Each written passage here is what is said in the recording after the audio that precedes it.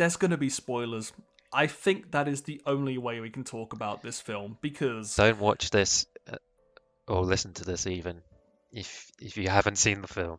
don't do it. Just trust me. I think everyone has their different level of spoiler sensitivity. I'm personally really like spoiler sensitive.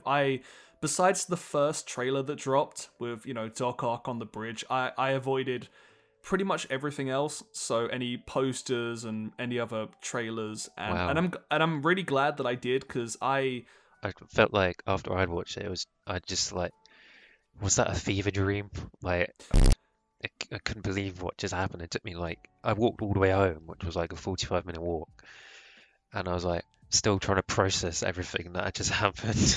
it doesn't. I can't comprehend that this is a film that got made. Like this is real. Yeah, It's exactly. It was like a fever dream. it's unbelievable. I mean, we're getting Even ahead of ourselves here.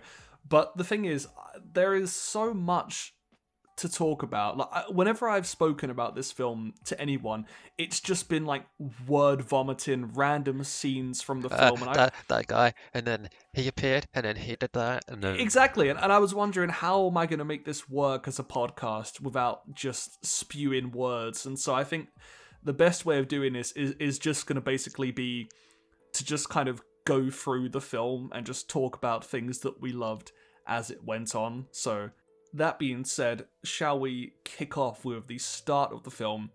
And I think straight off the bat, this was just such a fun introduction. Just it's straight off of Far From Home. People have just found out who Peter is, and so him and MJ are swinging around trying to avoid paparazzi, and then they're in the apartment, and Peter's just trying to do anything that he can to just distract Aunt May and yeah, Happy from the fact that there are helicopters outside, and there's a nice one shot as well. Like I don't know if you noticed that, but like when they're in like the living room, the camera's just kind of following Peter around as he yeah, closes all the blinds and stuff, and I just thought that was a really great way of kind of immersing people into how chaotic the situation was. yeah.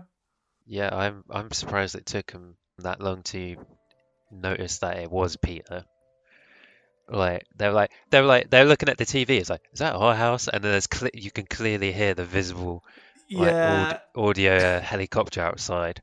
It's like when you said you're surprised it took them so long to know it was Peter, I thought you meant that, like, in this day and age of technology, how was Peter even able to keep his secret identity for so long? Because there yeah, are going to be exactly. people out there that are, like, stalking Spider-Man and, like, looking at CCTV cameras, and, you've got, like, Stark drones in the sky and shit like that, It is amazing it took them this long, but it was really fun to finally see a film where everybody knows who Peter is. Like, I rewatched it earlier today, and I picked up on small things, like when Peter goes to see Ned and MJ at some point, he just kind of swings there, but he's not even in costume. Like, he just Yeah, I lands on noticed that immediately as well because everyone already knows now. exactly. It's like I Yeah, don't even need the suit. I thought that was a fun detail because people are sort of looking around at him, and he's just not phased because he knows everybody knows he's Spider-Man anyway. So, good start. Soundtrack in the film was so good. It was just, I like how they've built upon Spider-Man's theme in every film from Homecoming. And in this one, I feel like it starts to reach kind of the heights of the big orchestral score from the Raimi films. You got the big orchestra in the background. It was so nice. And obviously the fact that they got themes from, the Raimi and the Andrew Garfield films as well was just so nice. I can't imagine why. Yeah, I know. I mean, it's really weird that they would include that, but I guess let's who knows what's going to happen later on. But yeah, and so Daredevil shows up. Yes. Daredevil is Peter's lawyer, which I remember people talking about this ages ago and me thinking that's such a fan theory thing. That's never going to happen. That's the thing. Like literally every fan theory or every speculation that people had was in the movie. Literally everything that people predicted came true, and And this is like not just like in the past week. This is just like dating back like quite a while as well. Yeah, I mean, to be fair, it wasn't all Sony and Marvel's fault. I know that some of the actors, namely Jamie Foxx and Alfred Molina, they both revealed quite a while ago that they were going to be reprising their roles. But it's funny, even when Jamie Foxx announced that he was returning as Electro, I didn't even piece together that this may have been a big like crossover thing. 'Cause I just thought maybe they were giving Jamie Foxx a second chance to get Electro right, because I know this is down to opinion, but a lot of people agree that Electro wasn't done as well as he could have been in The Amazing Spider-Man 2. So I just thought maybe he was getting another chance, but yeah, it's And he did. He did it he, very he, well. he did do it well. And I rewatched those films recently as well. I didn't bother rewatching the Raimi films because I just know them so well. I know those films off by heart, but the Amazing Spider-Man ones I always watched a lot less. And I've spent years shitting on the second film. I didn't hate it. I didn't hate it. I mean, don't It's get me wrong. surprising, like when you go back to things, and it's like, maybe I treated you too harshly. exactly. And I mean, don't get me wrong, the film is still a mess, but like visually I think it has the best web swinging. It's got some really good performances. I really like the soundtrack for that film. It does a lot of things right. I feel like even what I consider the least good Spider-Man film to be, it's still an enjoyable movie. And I feel like that does help with what happens later on in this film. Oh but God. but yeah, jumping ahead a little bit, so with the result of Peter being ousted as Spider-Man, it affects him, MJ, and Ned. None of them get into MIT, which, big sad. Mitt. Like they are such great friends, honestly, because of course they're disappointed, but they're not angry at Peter about it. They don't get frustrated at him, and they support him through all that he's going through. Because frankly, the situation is horrible. I feel like they do a really good job at showing like the drawbacks of fame and paparazzi. Just going to school and having everyone just taking photos of you, and must be horrible. Honestly, I was watching it thinking, is this just a day in the life of Tom Holland? Well, it's a day in the life of anyone famous. Yeah, Like, I hope I for his sake that it's not. But yes, so with all the stuff that happens with MIT and more, Peter has the idea to go and see Doctor Strange. So He's kind of taken over the father figure role for Peter, I think. True. Obviously, in Homecoming, you had Iron Man. Then Far From Home, you had Nick Fury. Now we have Doctor Strange, and their relationship is really nice. It's nice seeing them get on so well after what happened in Infinity War of Endgame. They're both very respectful of each other. Like, Peter's apologizing to Doctor Strange, saying, "Hey, I'm sorry for wasting your time."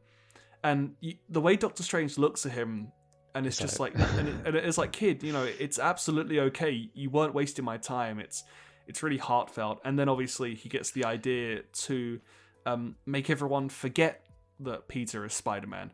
And that's kind of how we get into the main, I guess, plot of the film. So that they go and they do their spell thing.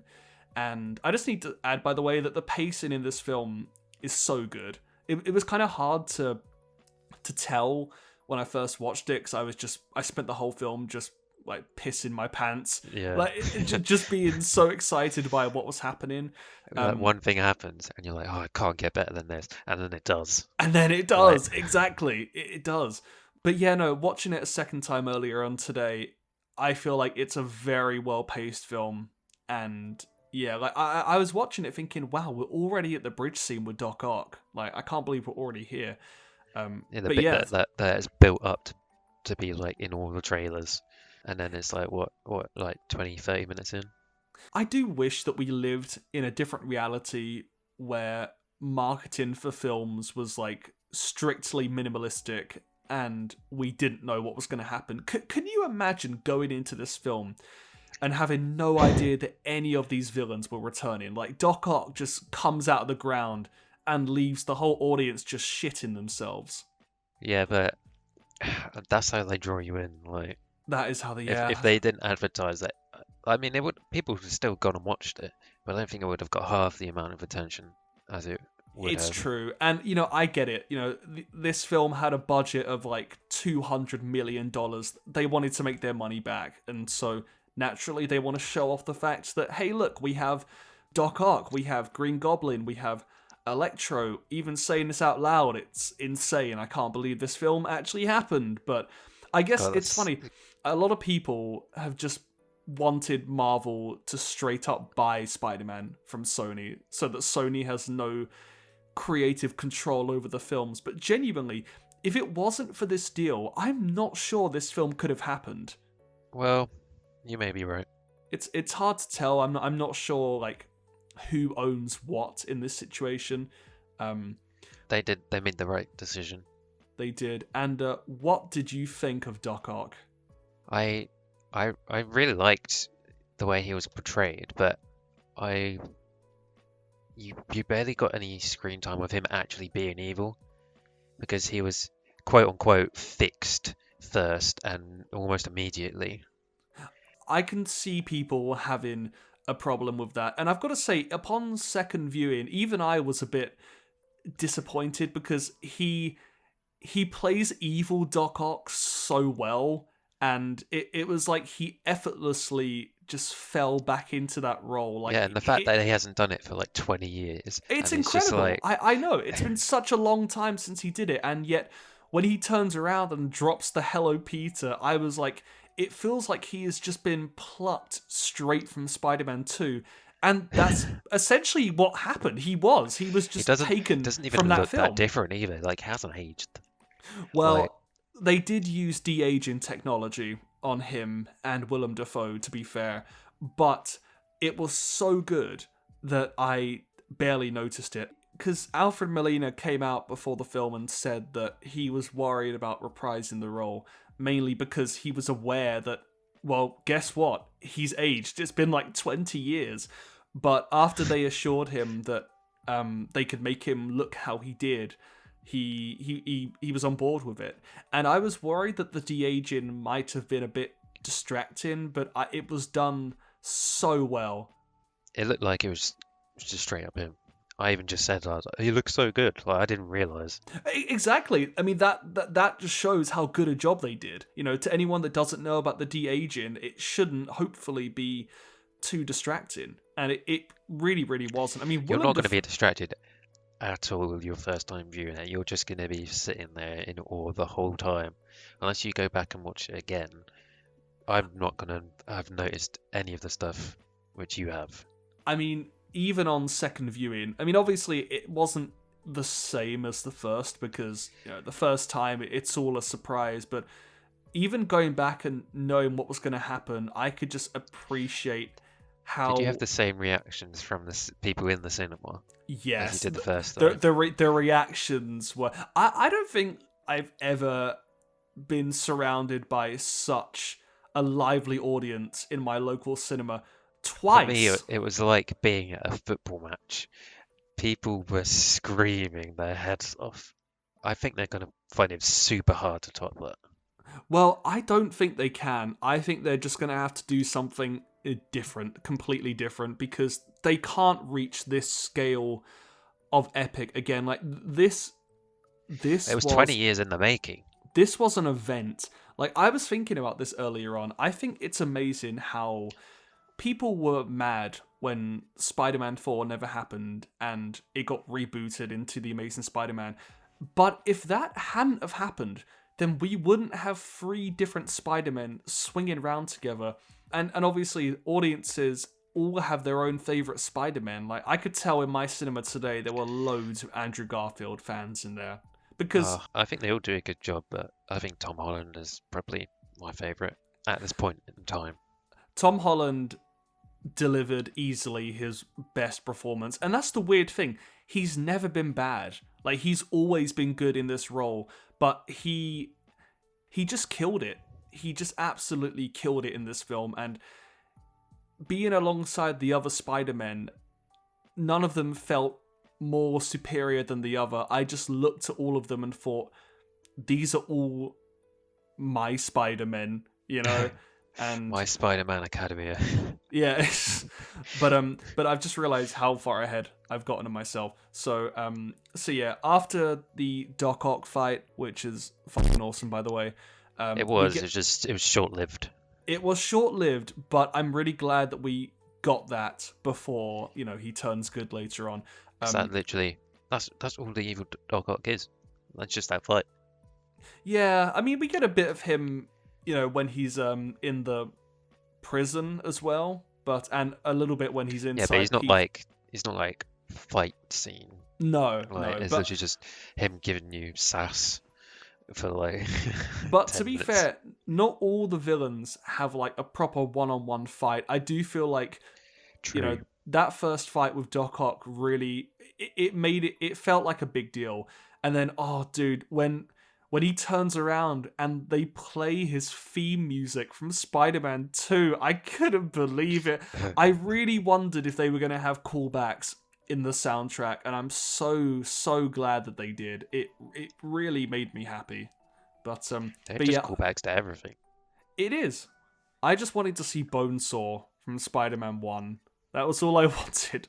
Or at least the guy asking for rent, I just in no means am I mean like, oh, this film didn't deliver. Like it was still it's probably the best Marvel movie to date. I'm really going to have to think about it because one thing's for sure is it's definitely the most that I've enjoyed a Marvel film. As in, I was smiling from start to finish watching this film. It's probably the best cinema experience I've ever had. I 100% agree. I don't go to the cinema a lot, but I have seen like a few major movies. Like I saw Infinity War and Endgame in the cinema. Yeah, and yeah. it didn't get near as much as the reception as this did. I think that just shows how much Spider-Man resonates with audiences because It's just a global icon. exactly, like Infinity War and Endgame, you had just so many characters, and yet I feel like the audience reaction to this film and seeing all of these returning characters, I feel like people just loved it. And I think half the reason is they're linking to a movie 20 years ago. Like they've got the original actors, whereas the MCU, although they got all these actors, it's still from the new MCU, which is what 10 years old. So it's still quite old, but it's not as old as the original Spider-Man, which is double that, and no one expected it. I'll tell you what I really did not expect. I was trying to keep my expectations somewhat in check and really failing prior to the film. But I thought to myself these villains will maybe have like one big fight scene at the end. But not only are they like really a big part of the plot, but I feel like you really need to have seen every Spider-Man film to date if you want the full experience. And I really love that. I love that they didn't have to spend time kind of dumbing down these characters for audiences who hadn't seen these films. They committed. They made it so that, if you haven't seen those films, that's fine. This is still a very fun film. And, you can relate to Peter wanting to help these people who he's never seen before. But if you have seen the prior Spider-Man films, then it will really enhance this experience for you. It, as I said earlier, it feels like a love letter to people that have been watching Spider-Man. So yeah, anyway, after the Doc Ock fight, we have our first look at Willem Dafoe's Green Goblin. Can't believe I'm saying that out loud. It's a very quick appearance. He goes to fly at Peter, but then Peter's teleported away into Doctor Strange's like underground sanctum where he's storing the villains. And this is also where we get our first look at Lizard. And I think is his name canonically just Lizard? Because I was going to say that earlier, but I was like, I didn't want to sound stupid. Well, actually, canonically, it's the Lizard. Oh well. Don't forget the. That's very important. Otherwise, you could just be talking about any old lizard. Well, that was my concern. So I'm glad you cleared that up. I am glad we've cleared that up. I didn't know whether to call him like Dr. Connors or Yeah, no, don't worry. Now the audience knows that we are talking about the lizard. But I was. It's so funny. Because I didn't watch any of the trailers. I had heard before that Electro was getting a slight redesign, and I assumed that maybe Electro was from some random Spider-Man universe that we haven't seen in film before. Because I thought to myself, they don't need to be limited by just the two that we've seen. But I was really interested that the Lizard and Electro are both the versions from the Amazing Spider-Man films, and I thought that was awesome. both returning actors as well. Yeah, both returning actors, and Every single villain that was in the movie was portrayed by the original actor, which is what made it so good. I'm curious about Sandman and Lizard because they were definitely voiced by, their original actors. However, I kept waiting for Sandman to turn into his human form, and he never did. And I thought to myself, maybe that was just kind of. Well, I'll get to that. I thought that maybe it was because they just kind of wanted to. I mean, his whole thing is being a giant Sandman. Well, exactly. I thought maybe they decided to keep him in his sand form just for uniqueness. However, the scene where he turns back into Flint Marko towards the end of the film, I don't know if you noticed this, but that scene was reused footage from Spider-Man 3. Oh, and really? So, yeah, it was. And I'm not 100% sure about this, but I think possibly the scene of Lizard turning into human was also from The Amazing Spider-Man. So I guess... See, I watched that the day before and I didn't even notice that. Well, I might be wrong about the Lizard, but Sandman I'm 100% sure about. So I'm not sure if maybe he just wasn't able to come to set or something. I'm not really sure. I do want to know what the story was. I mean, there. we are still living in lockdown situations. Exactly. That could well be the reason why. Perhaps he's halfway across the world, not able to travel. I'm not sure. It's an incredible film. It honestly, this film is just a massive accomplishment just across the board. And I'm not surprised it's got 100%. Yeah, exactly. Yeah. And one reason why is a subtle transition into the Peter and MJ relationship. Now, I know people always say that Peter and Gwen from the Amazing Spider-Man films have the best relationship. I'm gonna have to disagree. I thought that Tom Holland and Zendaya had wonderful chemistry, and not just that, they really portrayed her as just a strong-willed, supportive girlfriend who, despite all the things he's going through, is staying by his side and genuinely being helpful. She's not just the damsel in distress like Mary Jane was in the original trilogy. She's being a big help. And as Peter says at one point in the film, he couldn't do what he's doing without her by his side. You didn't just have the love interest come in for physical support. I feel like it's nice to see emotional support instead, because I feel like for someone like Peter, that's more important for him. 100%. Obviously, Peter goes through a lot in this film, so I feel like he definitely needs MJ kind of to keep him strong as he goes through the film. But I really, when they're in the underground prison thing in the sanctum, it was the coolest thing ever to see Doc Ock acknowledging Norman Osborn when they start talking about him, because obviously we never saw that. It's cool. It's cool having all the villains acknowledge each other from different universes. Exactly. The Doc was never in Spider-Man 1, so we never saw or knew his thoughts about Norman Osborn. So the fact that they meet in this film is incredible. This is... But they still have, lore behind it. Yeah, exactly. Yeah. And it's fun how Sandman, when he's in the prison... He's just neutral. And he's telling, Doc Ock is telling Spidey how Norman dies, and then Sandman chimes in and he's like, bruh, you both die. So it's... And then Electro realizes that he dies as well, and yeah. hence the title of the film, No Way Home, for the villains that are destined to die when they get sent back to the Raimi and the Mark Webb universes. But You yeah, say, I'm not sure if you want to save this for like last or not, but I wanted to like know what you thought happened when they got sent back. Do they still die, or do you think they live? oh dude, I feel like this is something that we can't give too much thought to, because here's the thing.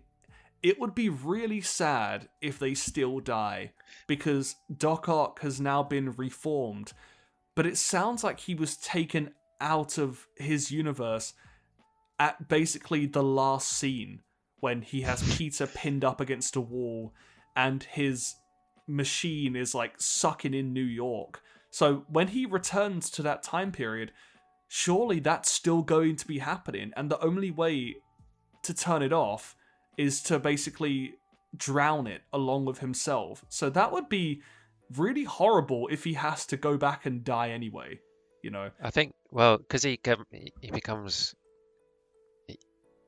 at the end of the movie, he's on good terms with Spider-Man from his universe. So maybe Exactly. Spidey would just save him. Maybe, although as for the other villains, I'm not sure. I kind of like to believe that maybe they did get another chance, because, Max obviously explodes in the Amazing Spider-Man 2, but I feel like the chat he has with Andrew Garfield's Spider-Man really makes me feel like I want him to have like a shot at being good again. So I don't know. Yeah, he's a very fickle person. Like, 'cause he was when they're back at Happy's house, and they're all like, Peter's trying to like quote unquote fix them, and he puts that like device on Electro, which drains him of all of his power. Yeah. And he's fine. Well, he's not fine. He's on board with it just until Green Goblin comes out, and then he's like, actually, you know what? like I'm gonna be evil. Yeah, like he's yeah. constantly on the border of like both sides. I really liked Electro in this film. I feel like he was actually kind of scary, because he felt very unstable and unpredictable. Yeah, you don't know what he's gonna do. Exactly. And that's very in character with how he was from the Amazing Spider-Man 2, but he was also somehow done so much better, even though he is very much the same character. You can see so much more expression now that he's an actual person. You don't have to like kind of figure out like, oh, like through CGI what he's doing or what he's trying to do. Though this does mean that canonically, electricity did indeed fix the gap between his teeth. This happened, and it's now canon in the MCU. but yeah, no. So I feel like is this what happens when you watch it for a second time? You notice all these small details. It's still fun. I recommend going and watching it again. Trust me, the small details, you'll only enjoy it more. I guess we've kind of actually covered Electro, but I just wanted to quickly say before we move on that I really love that during the Electro fight scene, Sandman's first instinct is to help Spider-Man, because when the villains were announced for this film, I kind of just assumed that they were all going to be bad, but when Sandman starts helping, I'm like, oh yeah, of course, they don't end on bad terms in Spider-Man 3, so I thought that was really nice that, that continuity is kind of continued over into this film. And when Flint does kind of get pissed off later on, it also doesn't feel too out of character. Like, he just wants to get home and see his daughter. Yeah, he's just impatient of his off. Yeah, exactly. If you're not going to take me home, I will make myself go home. Yeah, exactly. Nobody feels out of character, which is just remarkable considering the first Spider-Man came out in 2002. Exactly, and yet the characters from that film, considering that film had such a different tone to the MCU, they still feel very much like, they were just ripped from those films. Because Raimi films are written in a very distinct way. Characters act over the top and say things that characters that in the MCU just wouldn't. But you getting onto the MCU bit. when they're all together and he's like, you know, the Avengers, and they're like, the Avengers, like you're in a band. I loved that so much. I love that they acknowledged the other two Spider-Men. They've always just been, Just themselves. yeah, they've always just worked alone. And so it made sense that the quality that Tom Holland brought to this trio is that he's used to working in a team, and I loved it. But don't worry, we will get there. Skipping forwards a bit, we start to get our first proper scenes with Willem Dafoe's Goblin.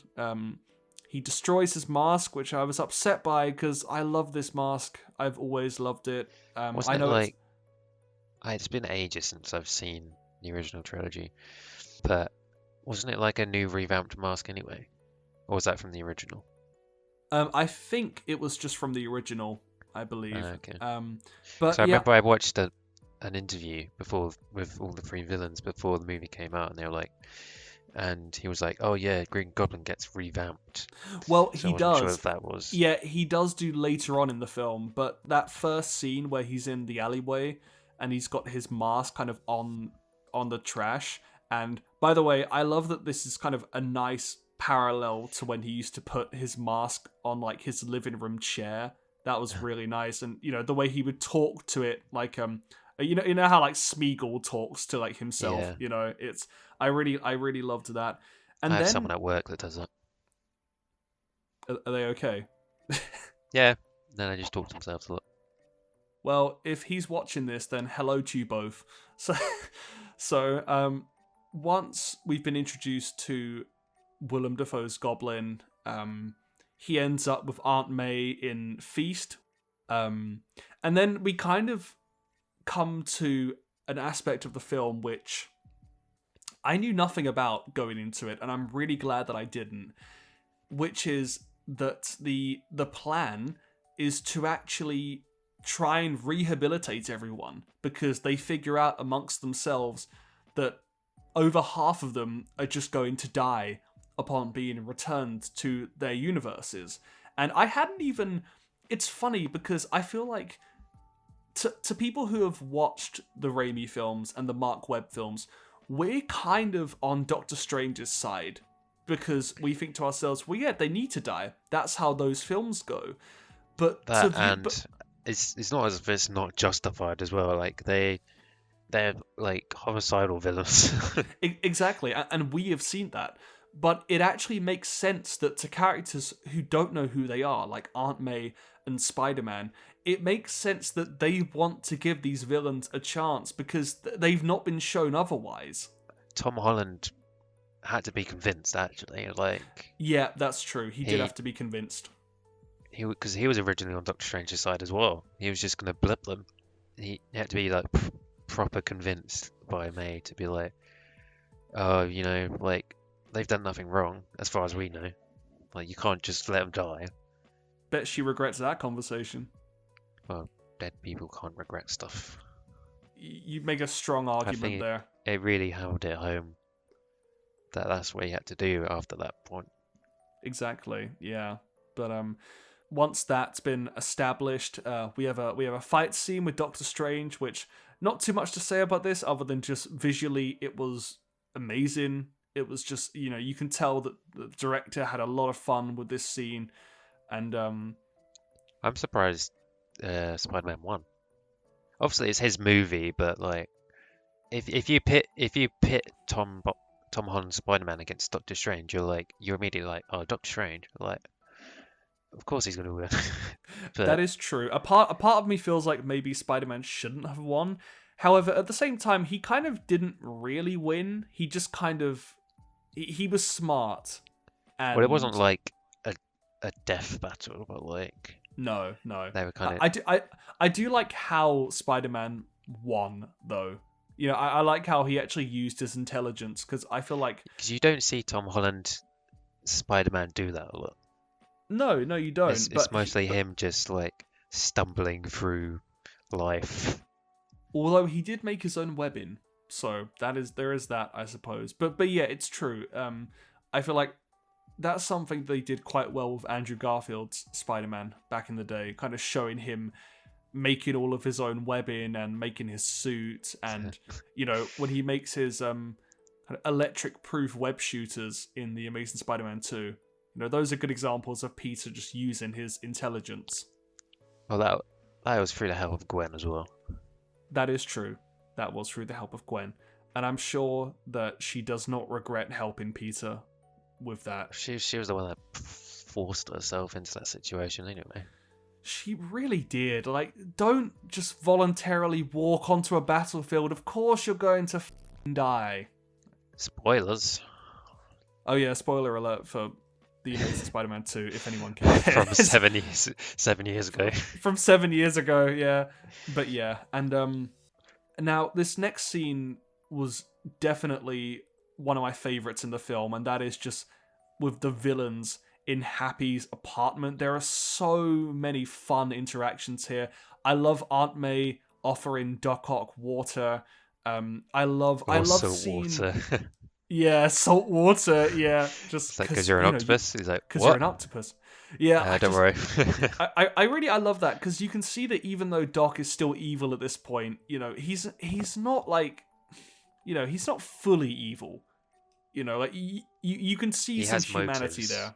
Yeah, he has motives. Yeah, but he's not like full blown crazy.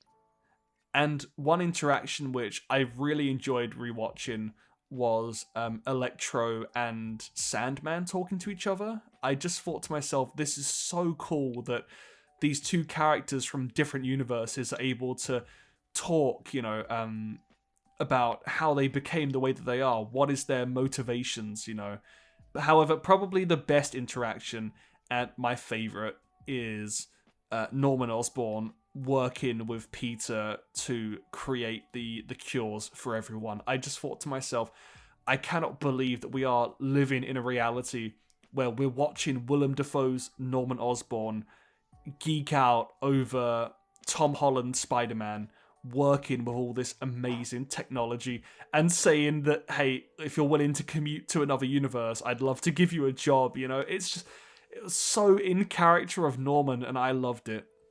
If you'd said this would happen, like, even just 2-3 years ago, people would have laughed in your face. Like, they'd be like, no way. Like, that is literally just a fan fiction. Like, that's never gonna happen. Fast forward to today, and it's like, I'm still surprised it happened. Yeah, like. I mean, that's the thing. I'm kind of struggling to even talk about this because it's just so insane that this film happened. Like, I am going to watch the ever-living shit out of this film over and over again. This is going to be my new happy place. If I ever just need to be happy, I'm just going to chuck this film on and watch it from start to finish. But yeah, and so following all of those fun shenanigans, we get the first restoration scene, which I was not expecting this. Doc Ock gets reformed. The device... He does resist a little bit, but not in the way you'd think. He resists. And then just like that, they're like, is he dead? Yeah. And then it comes back like normal, and it's like nothing happened. It's like, Peter. Yeah. At first, I was a bit like, oh, that's kind of sad. I love seeing, evil Doc Ock. However, he's one of those villains where, at least me personally, I was always kind of rooting for him to have like a redemption arc in Spider-Man 2, and that's why I always loved how at the end he is kind of redeemed. But I love that in this film we actually get to see proper reformed Doc Ock. You see he's so grateful that, that he's Peter part of the fixed reason why they won that last fight as well. Yeah, exactly. That was so satisfying to watch, man. But yeah, so that's a really lovely moment when, he finally stops hearing the voices in his head from the arms, and he realizes how just quiet everything is. It's a really lovely moment. And then obviously he gives the nano genes back to Peter, which forms the awesome new suit, which is probably my favorite of Tom Holland's Spider-Man suits, and I'm definitely going to have to cosplay it at some point. However, the the happiness is short-lived. The spider sense goes off, and there's this really cool scene where Peter's like trying to figure out which of you is about to betray me. And genuinely, I wasn't 100% sure, because the film was It was of leaning towards more Electro. It was, well, I don't know. I sort of feel like it was leaning towards Goblin, because Doc Ock is talking to Goblin and telling him, Norman, you're going to be whole again. How does it feel? And then he turns around and you can tell it's Goblin. It is, Norman is no longer there. Yeah, at that point it was all but confirmed. You're also right that Electro is also starting to kind of deviate at this point, and so it's genuinely like you're not 100% sure which one. It's because you just keep seeing him look down at this thing on his chest, and he's like not Yeah, sure what to do about it. But then Goblin, as soon as Goblin came out, he was like, he was sold. He was like, "Yep, I'm taking this off." But I really love that though, because we've never actually seen Goblin around other villains before, so it was fun to see him kind of get in their heads and emotionally manipulate them into deviating against Spider-Man. That was really cool. And then what pursues is just one of the coolest fight sequences I've ever seen in the MCU. Like, just Goblin and Spider-Man are just going at it, and they're basically falling from floor to floor until they reach, like, the ground floor. And I feel like I've seen people say before that MCU films are scared to get, like, as brutal as some of the older films. Like, obviously, in Raimi's Spider-Man film, you've got the infamous moment where Goblin is just beating the ever-living shit out of Spider-Man at the end of the film. And I feel like it's kind of reversed.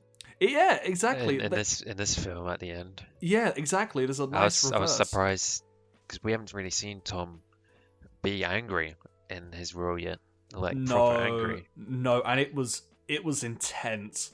It was really intense. The only thing I was thinking about before I saw the film. I was like, because I'd just seen the Amazing Spider-Man, yeah, and obviously Andrew gets angry in that, and obviously Toby gets angry in his film, and I was like, Tom Holland hasn't had that moment yet.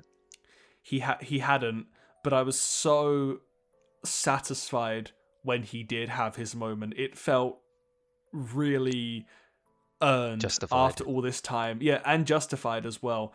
But yeah, so Peter and Goblin have a great fight. And by the way, I need to just quickly mention that Willem Dafoe is he's insane. Like, he is so good. I think one thing that, I know I said earlier I was sad that the mask gets destroyed, but one good thing about them getting rid of that mask is that Willem is able to basically just become the Goblin. Like, it's like he just looks like a goblin in this film, just with a big cheesy smile and those teeth and just. But yeah, I feel like I loved all of the returning villains. I feel like they all did a great job, but I'm really glad that Willem does kind of become the pseudo main villain of the film. I feel like he has such a screen presence. He's so iconic, and I just love the Green Goblin. He is, he and Venom are up there at like the top of Spider-Man's most deadly villains, and I love that we've now had some really great scenes between the Green Goblin and Tom Holland Spider-Man. Like, I always wondered, like, is Oscorp a thing in the MCU? But in this film, they confirmed that it's not. So, although it doesn't exist here. Yeah, exactly. It's like, he says, I went to my home and someone else was living there. It does make me wonder, though, because Stark Industries got caught up in the controversy of, it being involved with Spider-Man. So maybe Stark Industries will need a replacement. Maybe this is where Oscorp could come in. I don't know. I'm just spitballing here. But, New Norman Osborn from that universe, and I'm honestly content if we don't get like a new version of the Goblin or Doc Ock, just because we've been gifted with the OG versions, and I am very, very much satisfied. 100%. It just gives more room to explore new villains as well. Yeah, exactly, and I think that's I think that's probably what they should focus on really.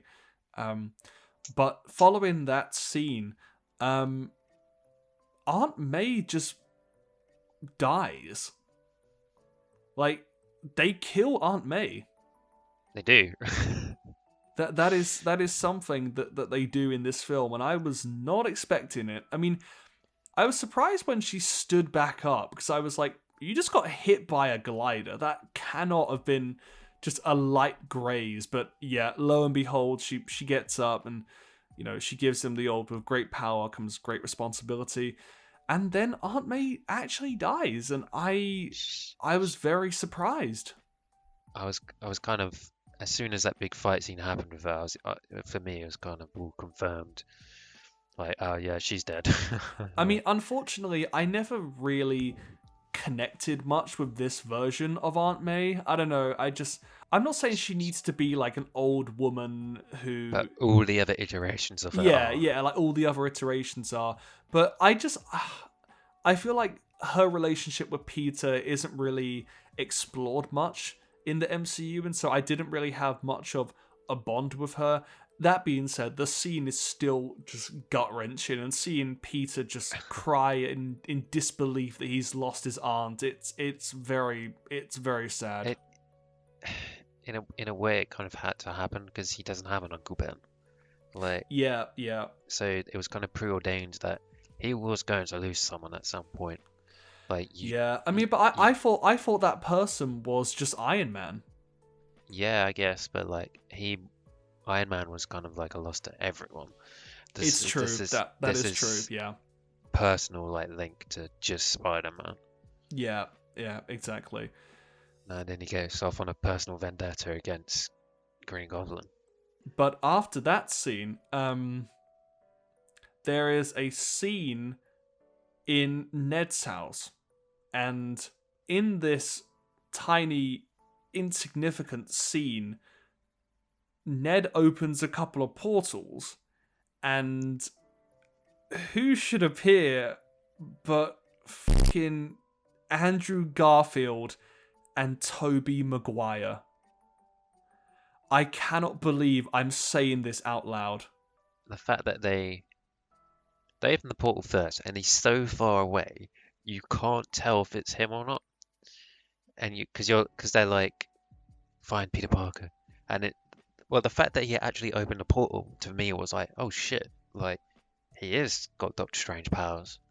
Well, I won't lie. When he opened the portal, I immediately knew that it was Andrew. I could tell from the eyes on his Spider-Man costume, and oh my god, dude, did I flip in the cinema when I saw it? It was just I think because everyone did. I don't like that I kind of already knew what was going to happen before. I mean, I didn't have it spoiled. I didn't know for sure that they were going to be in the I film. had a tiny weeny bit spoiled for me, and this was literally before I went in to see the movie. What did you have spoiled? I wasn't even on social media or such. I was on YouTube, and you know the YouTube Shorts you can get on your phone. Yeah, yeah. I was just scrolling through that, and one of them was because obviously I didn't see the first screening. I saw it later on in the evening, so people had obviously seen it and had immediately gone online. Wow, thank you, internet. Very cool. And just done this. It was like a crying face of like Tobey Maguire, and it was like when you only get 30 minutes screen time compared to Tom Holland or something. And I was like, I thought it was a joke at first. I wasn't really sure. I was like, oh, are they memeing? Like, I kind of just shrugged it off. I was like, okay. So I didn't like fully believe it, so I wasn't like fully spoiled. But when I saw it, I was like, oh, it was a spoiler. The thing is, though, right? Obviously, I wish I didn't know prior that there was a chance this could happen. However, when I came to terms with the fact that it might, I very much thought it was just going to be they show up for the last 5 minutes and they help with the big fight that Tom Holland is in. Dude, they're in it for like a third of the film, maybe more. They had so much screen time compared to what I thought. Like, they're basically main characters in the film. Like, when they show up, they are in the film a lot, and that is They're in the film till the incredible. end. Like right up until the end, exactly. Like not only do we get to see them again, but they have like character arcs and like resolutions to their stories. Obviously, we never had the Amazing Spider-Man 3, but we hear about how Andrew Garfield, his Spider-Man, dealt with the death of Gwen, and he hints at like a time that he was not pulling his punches. Like, you know, he became like a dark Spider-Man. And in this film, we get like a little redemption arc for him when, you know, he's hanging out with the other Spider-Men, and there's that incredible scene where he saves MJ when she falls. Dude, that scene broke me. Everyone in the cinema went nuts at that. This was wonderful. This was absolutely wonderful. I had tears. I'm not gonna lie. I had tears. That was another fan theory, which I was like, I read about this in the trailers when they first announced, when you first saw MJ falling in the trailer, and everyone in the comments was like, what if Andrew Garfield is in the film, which was crazy to think of at the time, and then to also be like, what if he saves MJ so he has a redemption arc for when he couldn't save Gwen? And everyone was like, nah, that'll never happen. And it literally happened. I hate that people are just so clever now. Like, people need to get... The thing is, I say people need to get their expectations in check, but, like, everyone's expectations were actually met with this film, which is just crazy. But yeah, I like all the Spider-Man films, okay? Even the Amazing ones, which are my least favorite. However, I've got to say, as awesome as it was to see Tobey, I really feel like Andrew was a standout in this film. Like, he just... I want to see another trilogy with him as Spider-Man, with writing this strong. Like, I feel like... He did a good job. He did a great job. And my personal theory here is that Marvel already knows that people love Tobey. They didn't need to do much with him. They just had to have him be there and be his wonderful self. He was the OG. Like, yeah, exactly. He was the OG. But with Andrew, it's like they actually put extra effort into giving him like resolutions to his story. And he's a great actor. He's a fantastic actor. He's wonderful. He did kind of get thrown under the bus a bit.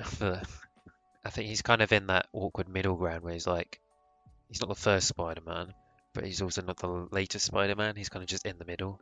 But it's funny. I feel like they actually kind of used that, though, because they kind of made him like the middle brother in the film. And I loved it because you could see him like looking up to Tobey Maguire's Spider-Man, but you could also see him wanting to give moral support and be there for Tom Holland's Spider-Man. And oh, dude, my heart. It's just so lovely to see.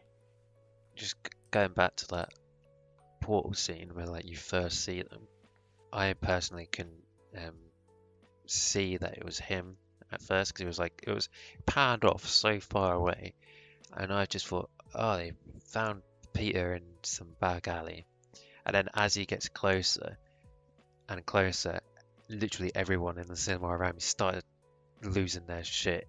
And then when he finally takes the mask off and you see it's him, I've never been like so...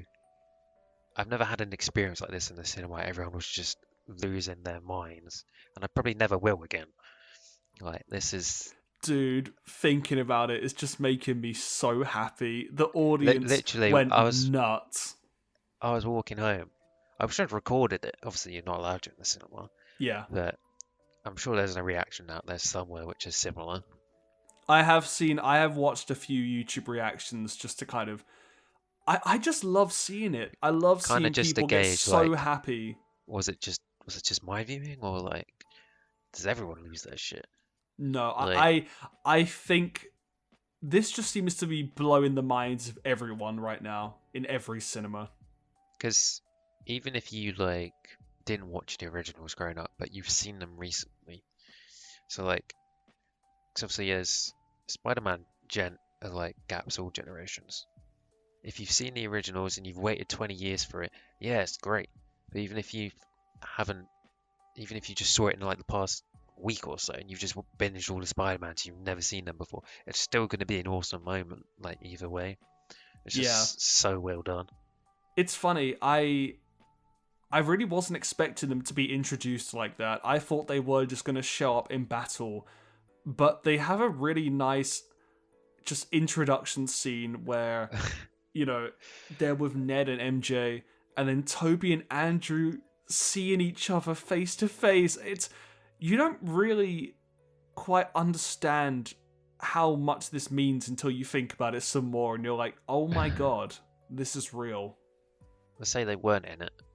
It would have sunk so bad. So they were like, oh, missed opportunity not to have all three Spider-Man. That's the thing. People would have been disappointed, but like... It's like you yourself have made that expectation. Exactly. The film was preordained. The filmmakers didn't promise anything. They didn't need to put Toby and Andrew in the film. They didn't need to do it, but they did. It's good that they did. I'm glad they did. But I still can't believe they did. I'm not saying they shouldn't, but all the time the media just bend to the consumer's will. They're going to get so used to that when it doesn't happen in the movie, it's just going to fail miserably. That shouldn't be a thing. No, it should not. It should not be a thing. No. But yeah, so JJ, he was portrayed so well in this film. I was surprised at how much JJ we had, and I mean like really pleasantly surprised, because we were all freaking out that J.K. Simmons came back at the end of Far From Home. But dude, could you imagine if we knew back then what was going to happen in the next film with like all these villains and multiple Spider-Men? We had no idea. I think he did kind of get overlooked amongst all the chaos.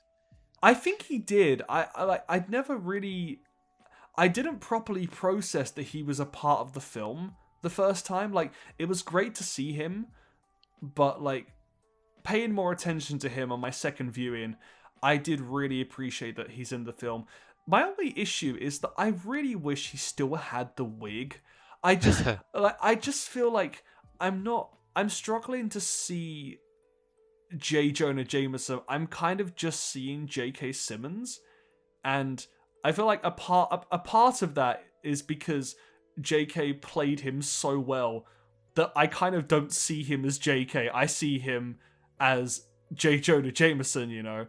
This is set later on, and it's in an alternate universe to where he was originally from, where they got the same actor to play the same character. Yeah, exactly. Yeah. So we have our three Spider-Men. We have some really, really fun scenes of them all just interacting, like, clicking each other's backs and comparing. That scene. That was a scene which made everyone laugh, like, so much. It was like, it did not look like what it was supposed to look like. I'll just put it that way. I think we were all very surprised at what we were seeing, but it was just so funny. A lot of people laughed just at Toby saying the word "my back," just from like Spider-Man 2. There's just so many references you don't notice if you haven't seen the previous ones. I feel like we need to have a little discussion about Toby quickly. I don't have much to say here other than just the fact that he's Spider-Man. He is. Well done. Thank you. I'm quite observant. Very observant. Yes, yeah. But I just mean that he just fell right back into the role. I'm really glad that they despite how much older he is as well. Exactly. I'm really glad they didn't give us a digitally de-aged Tobey Maguire. I really loved that we got to see experienced. Yeah, a more grown-up Spider-Man.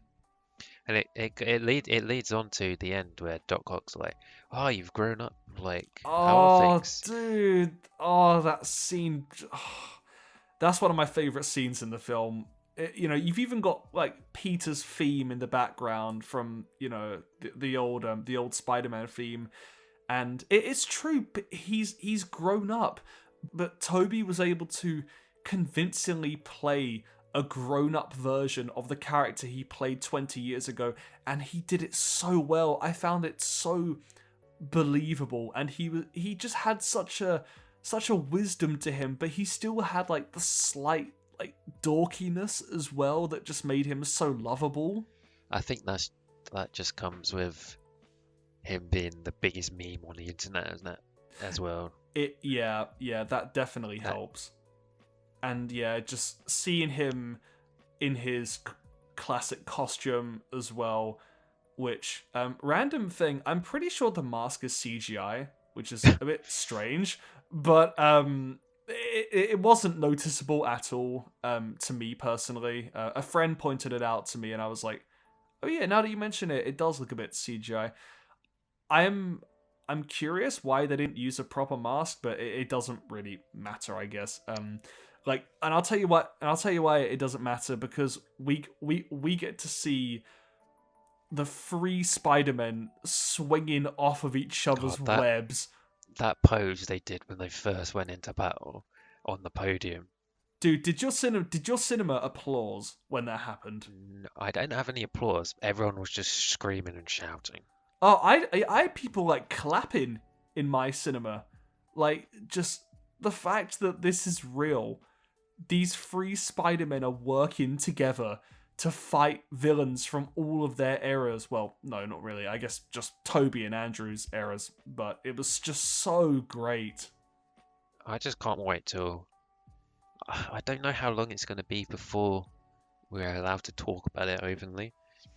But I can't wait till that moment so I can just look up on YouTube these clips without having to like go to the cinema and watch it. I can't wait either. And I'm really excited for, you know how Marvel are doing like behind the scenes of all their latest films and TV series.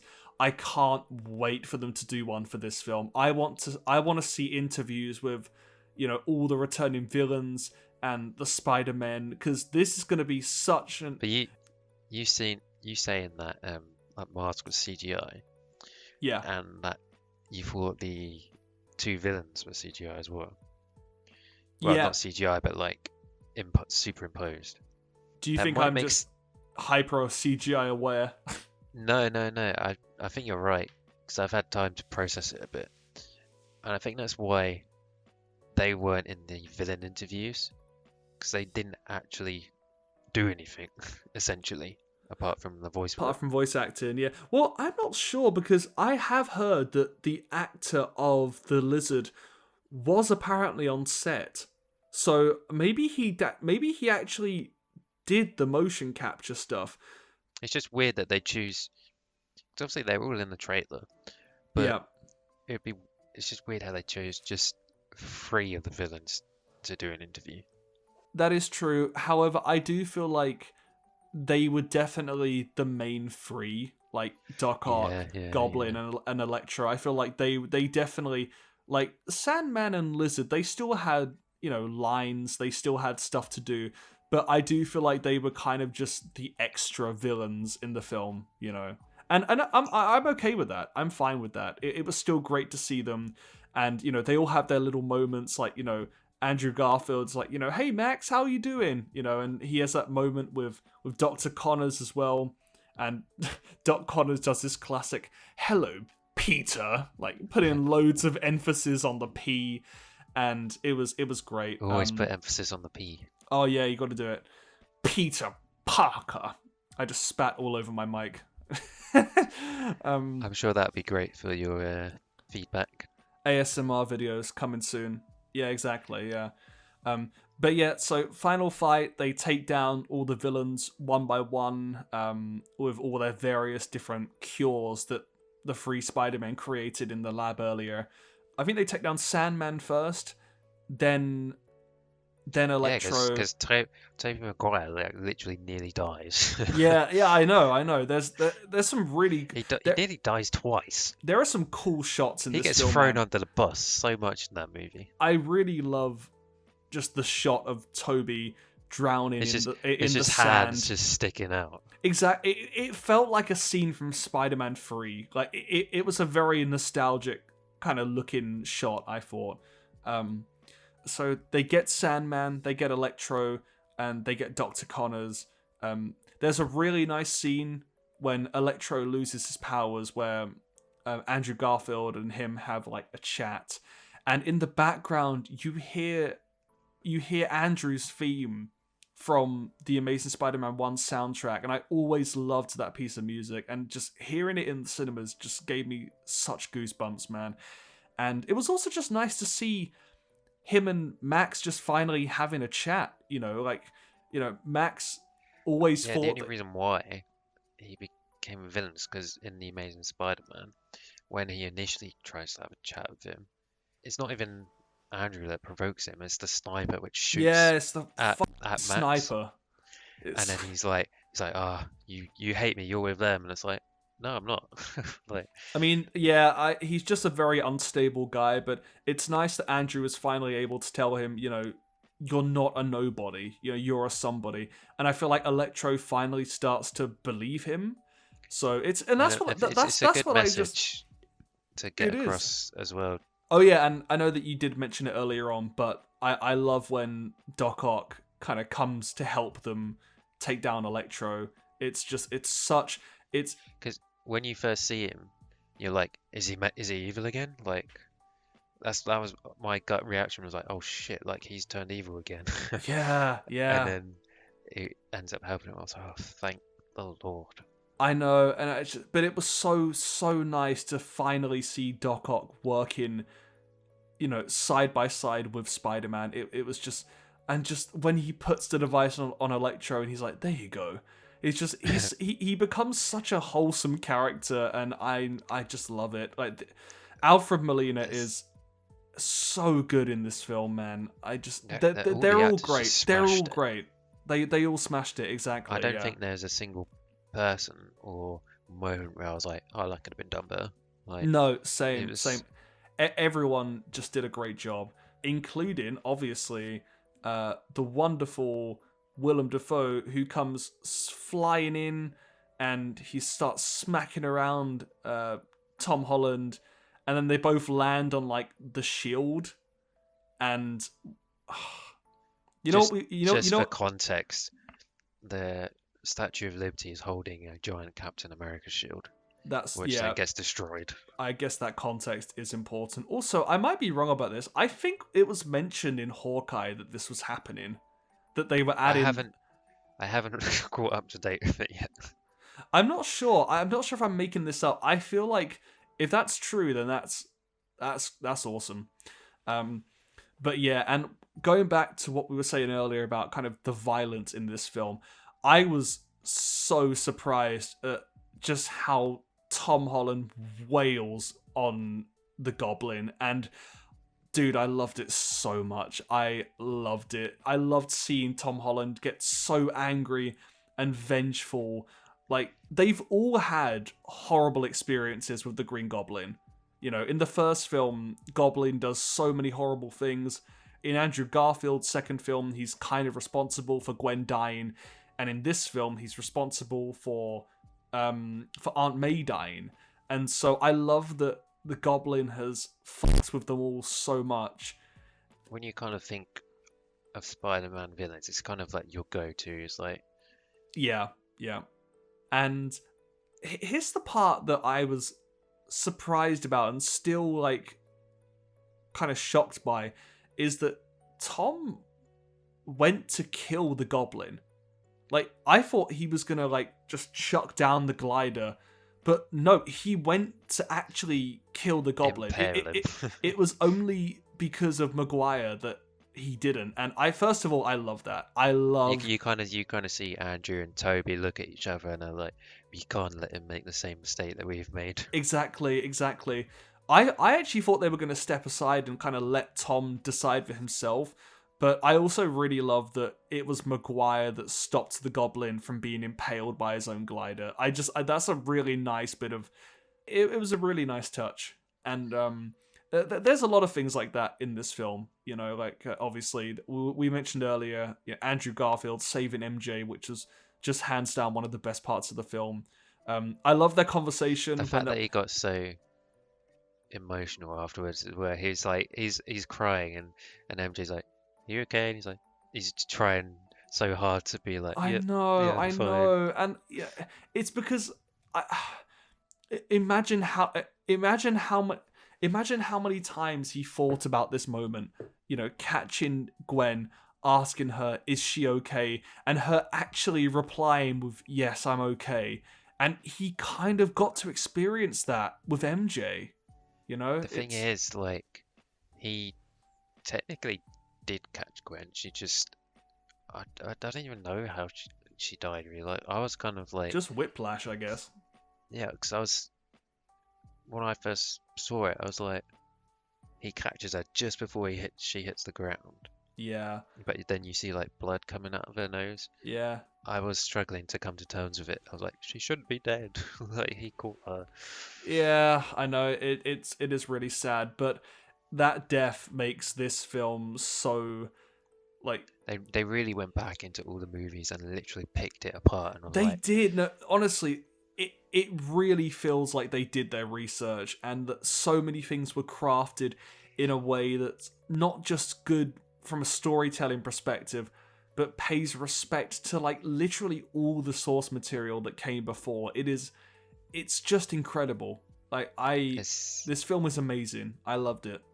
And so after Toby stops him from ending Goblin, Toby gets stabbed, and I'm I pretty thought sure he that died then.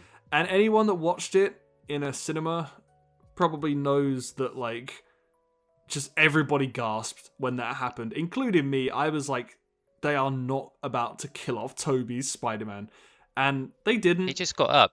I was like, yeah, I've been stabbed before. I'm fine.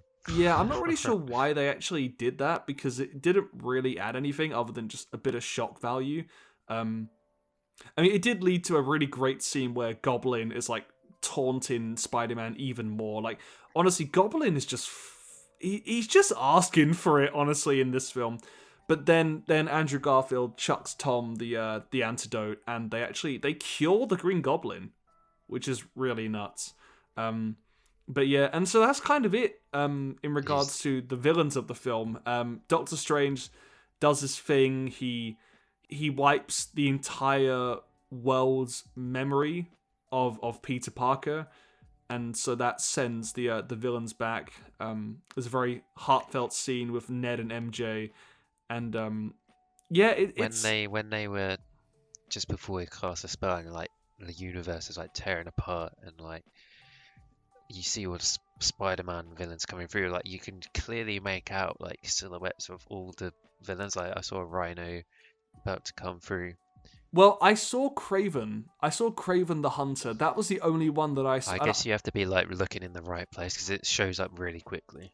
That's gonna have to be something which, when it's on Disney Plus, I'll need to watch the scene and just pause it, see who I can find. Because I'm sure there were loads of really, like, I think someone I watched it with said he thinks he saw like Venom's eyes when he was looking for stuff, but maybe that's wrong. I'm not sure. It's gonna be like a paused moment when we get the film digitally. When they introduced the idea of everyone forgetting who Peter was, I thought to myself, okay, there's going to be like one person who knows who Peter is. It's not, they're not going to fully commit to it. But they did. They committed, and I love this. So it keeps showing you all these people that, like, it's like first he goes to MJ's shop. Yeah. And then he doesn't interact with Ned at all. No. It's just like, which I thought was kind of sad, but it was. But then you see the way when he spots MJ's like injury, I feel like that's the moment he kind of says to himself, I can't be selfish. I can't put her in danger. And it's a really emotional moment. I was surprised he just left. He was so determined on like getting to know him again. I know, but I think in the end he just, he's grown. He's grown as a person. I mean, I'm really glad that Peter had actual consequences.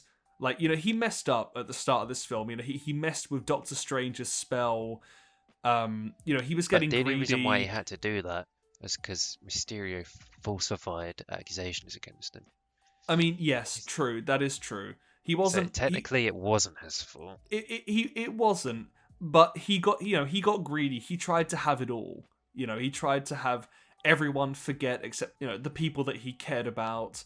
And then later on, when Doctor Strange has a simple plan to just send all the villains back, Peter goes against Doctor Strange, which you could argue that was the right thing to do.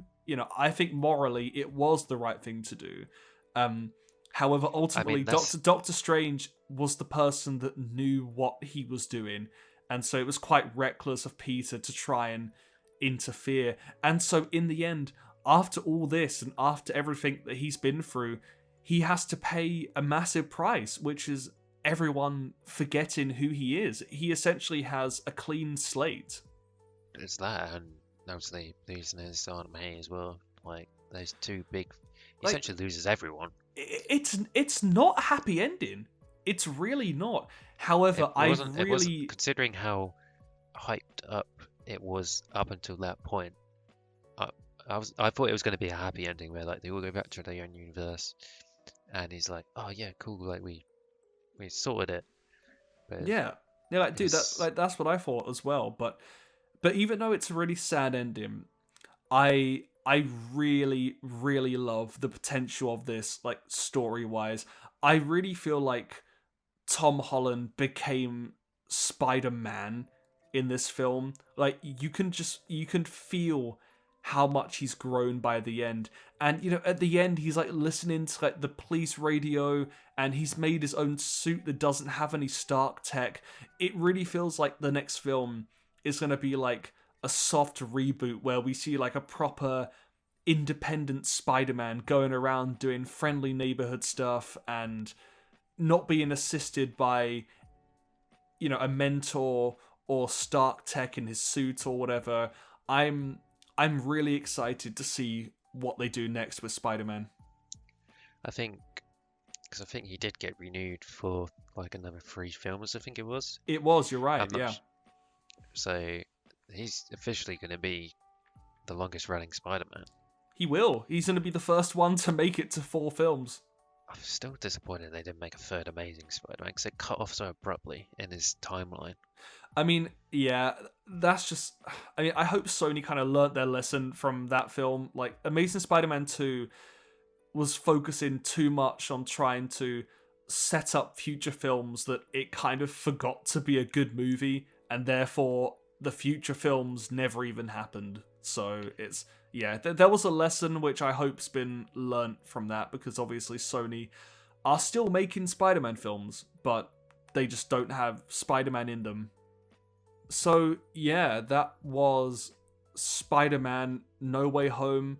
I loved it, basically. I realize I've said basically no bad things about the film.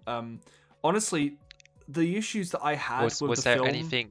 I was going to say, was there anything missing which you wanted to see? Which you didn't see? The issues I had with the film were mainly pacing issues the first time I watched it, but watching it a second time, I feel like all of my initial problems were gone, because I feel like the first time I watched it, it's a lot to process. It's a lot to process, and I was seeing it less as a film and more as like an experience. So watching it a second time kind of made me realize that this is a very well made film. But yeah, what would you rate it then? The only thing missing for me was pizza time.